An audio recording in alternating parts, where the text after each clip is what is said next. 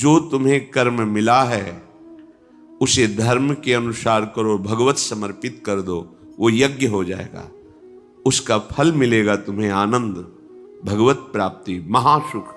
कर्म वही है, पर जब अहंकार से प्रेरित होकर अपने लिए करते हो सुसुख वांछा, तो उसमें अधर्म वृत्ति बढ़ जाती है। अधर्म वृत्ति निश्चित आपको भोगना पड़ेगा। यदि भगवान की शरण में हो जाओ, अबलो नशानी अबना नशई हो, वो कृपा करे तो सब क्षमा हो जाए। वो कह रहे हैं कि हम तो हम सर्वपापेभ्यो मोक्षयिष्यामि मा शुचा। नहीं तो आपका जो कर्म प्रकाशित नहीं हुआ है और आपने पाप कर्म किया वो गुप्त है, वो नष्ट नहीं हुआ, वो भयंकर रूप रख के तैयार है, अपने समय पे तुम्हें नष्ट कर देगा। तो निश्चित समझो, यदि आप अधर्म के द्वारा कोई भी सुख साधन करेंगे तो आप नष्ट होंगे। अधर्म के द्वारा आप धन आदि छीनना चाहेंगे तो आप नष्ट होंगे। अधर्म कर दिया है और उसका प्रायश्चित नहीं हुआ तो वो कर्म सुरक्षित है, ऐसी जगह फंसाएगा जहां 100% आपने कोई अपराध नहीं किया पर आपको उसका दंड भोगना पड़ेगा। फिर आपको लगेगा कि न्याय में अन्याय हो रहा है, कोई भगवान नहीं है। देखो मैंने बिल्कुल कसम खा के कहता हूं पाप नहीं किया, पर ये पाप का जो आरोप लगा वो पूर्व पाप आकर के तुम्हें दंडित कर रहा है। अब इस कर्म विधान को ये बहिर्मुख लोग क्या जानते हैं, तभी कहते हैं अरे कहां भगवान, कैसे भगवान। आज तुम धर्म से चल रहे हो, लेकिन कल तुमने जो कर्म किया तो तुम शरणागत होकर भजन के द्वारा उसको नष्ट नहीं किया ना, तो वो सुरक्षित है। अवश्य में भोक्तव्यम कृतम कर्म शुभाशुभम। जो भी कर्म कर रहे हो वो भगवान के लिए भावना करो, उस कर्म को भगवान को समर्पित करो, तो तुमसे पापाचरण नहीं होगा।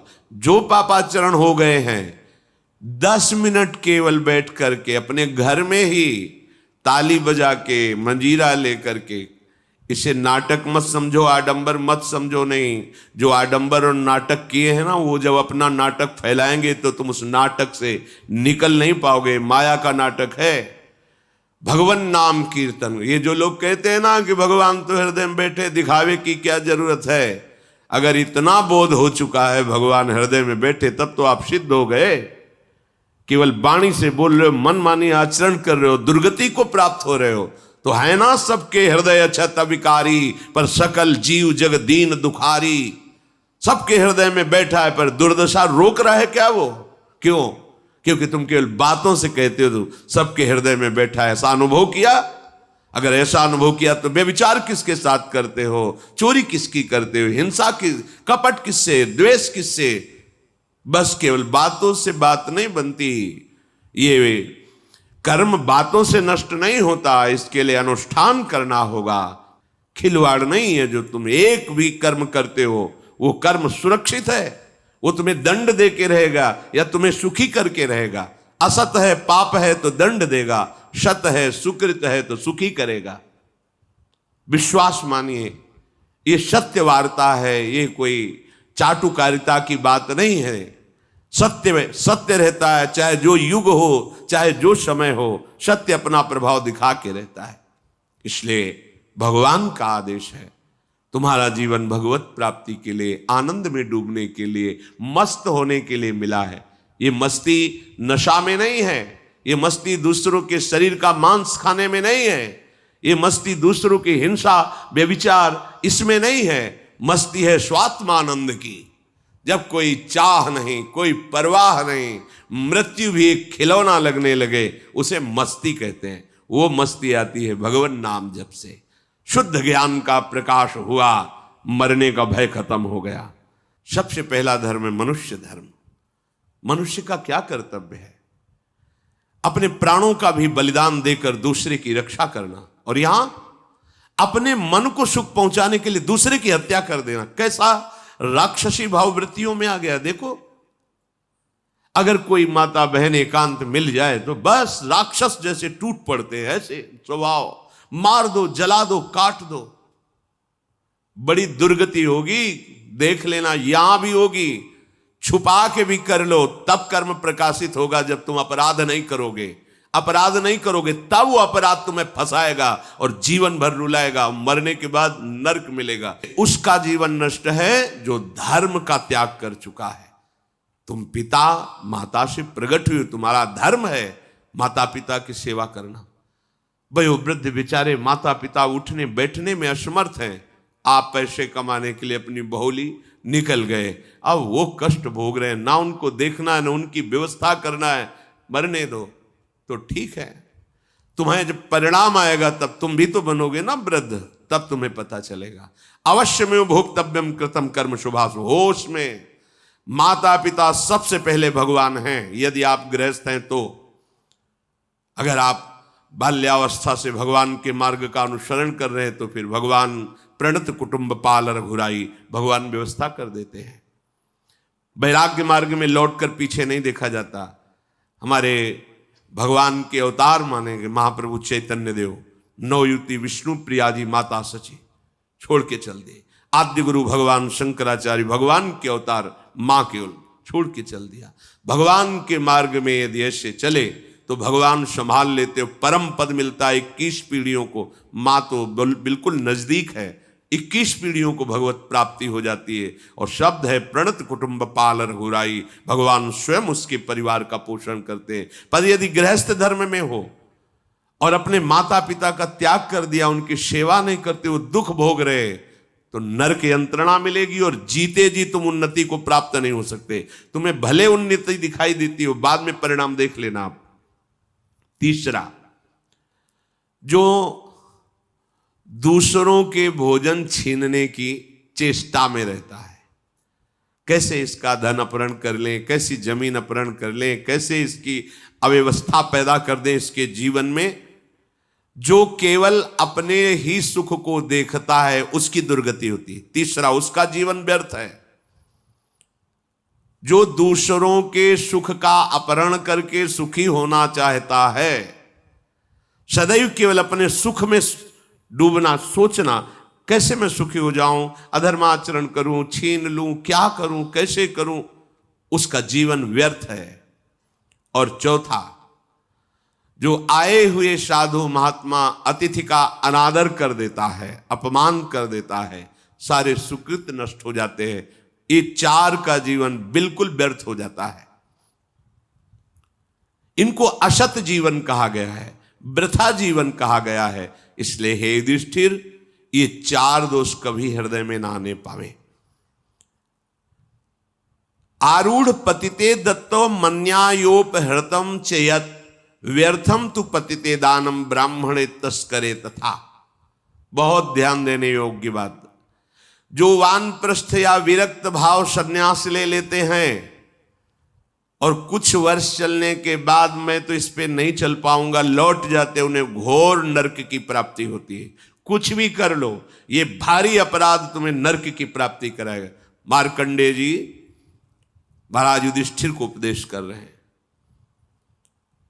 एक बार एक सन्यासी जी ने कहा था कि हमने गुरुजनों से सुना है कि यदि वचन से संकल्प ले ले कि बस अब कुछ महीने बाद हम सन्यास ले लेंगे और विरक्त होकर भगवान का भजन करेंगे, और यदि वो ऐसा नहीं करता तो उसे चंद्रायण व्रत रहना चाहिए, तब उस पाप से मुक्त होगा। चंद्रायण व्रत कहते हैं प्रतिपदा को 1 ग्रास, द्वितीया को 2 ग्रास और अमावस्या को 15 ग्रास, फिर नीचे घटाते चले जाओ 14, 13, 12, 11 ऐसे, पूर्णिमा को पूर्ण 1 महीने ऐसे उपवास रहने से हम सन्यास लेंगे। इस बात के अपराध का, उसको सन्यास लिया नहीं, केवल घोषणा कर दी थी। और जो सन्यास ले लिया या वानप्रस्थ, वानप्रस्थ कहते हैं पत्नी के सहित विरक्त होकर भजन करना। गृहस्थ में थे, अब निर्णय कर लिया कि अब आजीवन हम ब्रह्मचर्य रहेंगे और भगवान का भजन करेंगे, धाम तीर्थ वन आदि में रहकर वो जीवन में दोनों भजन करके भगवान की प्राप्ति में लगा, उन्हें वानप्रस्थ कहते हैं। सन्यास जो पूर्णतया वैराग्यवान होकर केवल भगवान के आश्रित जीवन। सन्यास मार्ग में माता पिता परिवार का दिया हुआ कुछ स्वीकार नहीं किया जाता, उनके द्वारा भरण पोषण नहीं स्वीकार किया जाता। अगर स्वीकार करता है अपने धर्म से भ्रष्ट हो जाता है। ये मनमानी आचरण, न शास्त्र स्वाध्याय है न सत्संग में श्रद्धा है। मनमानी आचरण से अध्यात्म मार्ग प्रकाशित नहीं होता। जिसने सन्यास ले लिया और वो फिर गृहस्थ में लौट जाता है कि अब हमसे तो होने वाला नहीं, तो उसे आरूढ़ पतित कहते हैं। आरूढ़ पतिते दत्तो मन्यान योपहृतम चयात, उसको दुर्गति प्राप्त होती है। इसलिए होश में, ये मार्ग ऐसा नहीं अब हमारा मन नहीं लगता, अरे अहो भाग्य है कि तुम्हारे भाग्य से विषय भोग मिटा दिया भगवान ने, तुम्हें परमार्थ का मार्ग दे दिया, जिसको छोड़ना कठिन है भगवान ने उसे काट दिया, चलो मेरे मार्ग में चलो। हम मनमानी आचरण नहीं, बिल्कुल नहीं। यहां शास्त्र आदेश करता है, ऐसे नहीं होना चाहिए कि 4 दिन हुए कपड़ा उतार दिया, कपड़े बदल लिए, 5वें दिन फिर उसी पोशाक में, तो जानते हो इससे क्या होगा? जीवन भर कुछ कर लो, दुर्गति प्राप्त होगी। तस्मात् शास्त्रम प्रमाणम ते कार्य, ये कानून है, कानून में फंस गए तो सजा निश्चित होगी। ये भागवतिक कानून, जैसे एक राजकीय कानून है, तो ये भागवतिक त्रिभुवन का कानून है। त्रिभुवन में कहीं यही कानून काम करेगा, अलग अलग देश का कानून है, लेकिन ये त्रिभुवन का कानून है, विश्व का कानून है, ये भगवदीय कानून है। अगर इसमें फंस गए तो निकलना मुश्किल हो जाएगा। बहुत शास्त्र के अनुसार चलो। तो जो वानप्रस्थ या संन्यास लेकर के पुनः गृहस्थ धर्म से युक्त हो जाता है, उसकी दुर्गति निश्चित हो जाती है। आप तुम वो कर ही नहीं पाओगे। जैसे कहते हैं अब मंत्र ले लिया, आप क्या जाने की जरूरत है, मंत्र प्रकाशित ही नहीं होगा, जप ही नहीं पाओगे। लिख के देख लो, ये शब्द लिख लो, मंत्र नहीं प्रकाशित होगा, जप ही नहीं पाओगे। खिलवाड़ है परमार्थ चलना। एक एक अक्षर में अगर त्रुटि हो जाती है तो छाती जलेगी। कैसे कैसे गलती कैसे होगी? एक अक्षर भी अगर शास्त्र सम्मत इष्ट प्रेरित है, हृदय शीतल रहेगा, परमार्थ प्रकाशित रहेगा। ये मार्ग है। अब कौन शास्त्र स्वाध्याय करता है? कहां में सत्य चर्चा सुनने को मिलती है? भगवत कृपा है जो सुनने को मिल रही, इसको हृदय में धारण करो। जो जीवन हमें भगवान ने दिया है, ये निंदनीय जीवन नहीं है, ये रोने वाला जीवन नहीं कि हाय हमें दूल्हा नहीं मिला, दुल्हन नहीं मिली, हाँ संसार के भोग नहीं मिले, परिवार, बड़ी कृपा हुई जिस दलदल से हम नहीं निकल सकते थे, नहीं निकल पाए अनंत जन्मों से, आज हमारी लाडली ने फूल जैसा मुझे अलग कर दिया। ये गृह कारज नाना जंजाला, ते अति दुर्गम शैल विशाला, ये शर्म आवत अति कठिनाई, राम कृपा बिनु आए न जाई। भगवान ने तुम पर कृपा की, तुम्हें नाचना चाहिए कि रोना चाहिए? विषयों को देख देख कर जलते हो, भोगने की लालसा रखते हो। कैसा जीवन? व्यर्थ जीवन। बिल्कुल नहीं। सावधान, तुम्हारा जीवन भगवान के लिए, तुम्हारे भाग्य में श्री जी लिख दी गई। आह, हमें नाचना चाहिए। हमारे भाग्य को बदलकर प्रभु ने अपना चरणारविंद, अपना धाम, अपना नाम, अपनी सेवा दे दी। धिक्कार है अगर ऐसे होने पर भी ललचाए और उस मार्ग की तरफ जाए जहां से श्री जी ने निकाल लिया है। तो जो वानप्रस्थ या संन्यास धर्म स्वीकार करके पुनः गृहस्थ धर्म का आश्रय ले लेता है, उसकी नारकी गति होती, दुर्गति होती है। और जो पापाचरण करके, अन्याय से, अधर्म से छीन झपट करके धन, और सोचता है उसमें कुछ दान कर देंगे। जैसे किसी ने प्रश्न किया था ब्लैक और व्हाइट, कि अब हम तो ब्लैक और व्हाइट का मतलब काला और सफेद समझते हैं, तो काला धन का मतलब होता होगा अधर्माचरण या जो राजकीय विभाग से पास ना हो, उसे ही काला धन कहते होंगे। तो काला धन काला ही रहता है, कोई व्हाइट नहीं कर सकता उसे। जमा कर लो, एक समय आएगा कि ट्रक में लद के सब चला जाएगा, तुम भी लद के चले जाओगे। अगर वो समय ना आया तो यमराज के दूत तुम्हें ले जाएंगे, सब यही पड़ा रहेगा। होश में चलो। दान किसे कहते हैं? खूब मेहनत करो, धर्म से कमाओ, फिर उससे एक रोटी की व्यवस्था किसी की भी कर दो, उसे सतदान कहते हैं। लाखों बेईमानी से कमाए, अधर्म आचरण से दूसरों को चूस चूस के ऐसा दुख दे कर फिर सोचा कि लाख में 10,000 दे देते हैं, व्हाइट हो जाएगा। व्हाइट नहीं हो जाएगा, ये और तुम्हारे ऊपर आक्रमण कराएगा। क्योंकि जिनको दे रहे हो उनकी भी बुद्धि तो भ्रष्ट होगी, तो तुम्हारा अधर्म बनाना, हाँ व्हाइट नहीं होगा, फाइट होगी। अब मार पिटाई शुरू करवाएगा, वो ऐसे आचरण करवाएगा, जहां जाएगा वहां खोपड़ी फोड़ेगा। उसका परिणाम जब आपके आएगा तो आपकी खोपड़ी फूटेगी। व्हाइट तो तब हो सकता है जब व्हाइट चलो, व्हाइट का तात्पर्य होता प्रकाश, श्वेत, ये लक्षण सतोगुण का। सात्विक भाव से चलो, मेहनत की कमाई से, पसीना चुहा के खूब मेहनत किया और फिर किसी को दिया, तुम्हारा परिवार उन्नतिशील रहेगा, तुम्हें लोक परलोक में सुख प्राप्त होगा। अन्याय से कमाए हुए धन का दान पतित कर देता है, पतित कर देता है। अब इसमें एक उपाय है, मुझे पता नहीं था, प्रमादवश मेरे से गलती हो गई, कभी जीवन में गलती नहीं करूंगा, अब सुधार के लिए करो, हो जाएगा। मुझे पता नहीं था, मैंने कभी सुना ही नहीं था, बस यही था कि धन प्राप्त करूं, धन प्राप्त करूं, और गलती हो गई।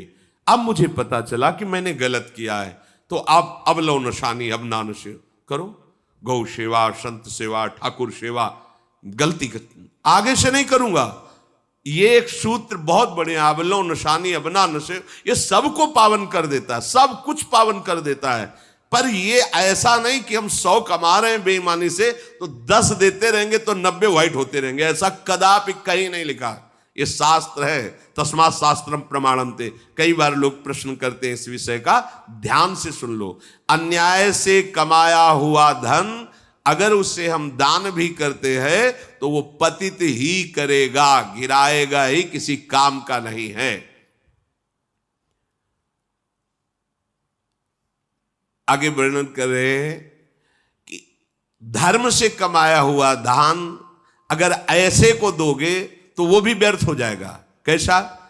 मिथ्यावादी, पापाचरण करने वाला, झूठ बोलता है, पापाचरण करता है, और आप उसे दान कर रहे हैं, बाद में वो पाप करेगा तो उसका फल आपको मिलेगा। उसके पाप के बढ़ावे में आप साझेदार हुए, आपका जो दान था उसके पाप में बढ़ावा देगा, आपको उसको साझेदारी का फल भोगना पड़ेगा। कृतज्ञ, जो दूसरे के किए हुए को उपकार को नहीं मानता, अभिमानी और मदिरा पान करने वाला, अब आपसे पैसा लिया, शराब पिया, गंदे आचरण किए, आप उसके हिस्सेदारी बने। ऐसा थोड़ी दान की कोई मांग रहा है दे दो, बहुत पात्र और अपात्रता का निर्णय करके दिया जाता है। ऐसे नहीं कि आप मांग रहा है तो देना ही पड़ेगा, नहीं, हमें अधिकार समझ में आवे कि हमारे द्वारा दिए हुए धन का सदुपयोग हो रहा है, वहां पात्र देख करके धन आदि का दान किया जाता है। जो पतित हो चुका है, जो अधर्म व्यवसायी है, जो तमोगुण से आवृत रहते हैं और अंदर क्रोध भरा रहता है, अहंकार पूर्वक दान करते, मेरा सम्मान हो, ऐसे का दान ही नहीं स्वीकार करना चाहिए। ऐसे का दिया हुआ दान व्यर्थ हो जाता है, उसे निश्चित अन्य योनियों में जाके कष्ट भोगना पड़ता है। तामसी अहंकारी दान करने वाला परिणाम में दुख ही भोगता है। मैंने दिया, ये मैंने बनवाया, ये मैंने किया, ये तमोगुण का लक्षण अहंकार है। श्रेष्ठ मंत्रवेत्ता, सतमार्ग में चलने वालों को दैन्य होकर छुपा कर दान देना, ये उत्तम लोगों की प्राप्ति कराने वाला। देखना है, धर्म से चलता है, हम जो धन देंगे उसका धर्म में प्रयोग होगा। मंत्रवेत्ता है, निरंतर मंत्र का अनुष्ठान करता रहता, पावर है। अगर हमारा धन ऐसी जगह गया तो हमारे पापों का नाश करके उत्तम लोगों की प्राप्ति कराएगा।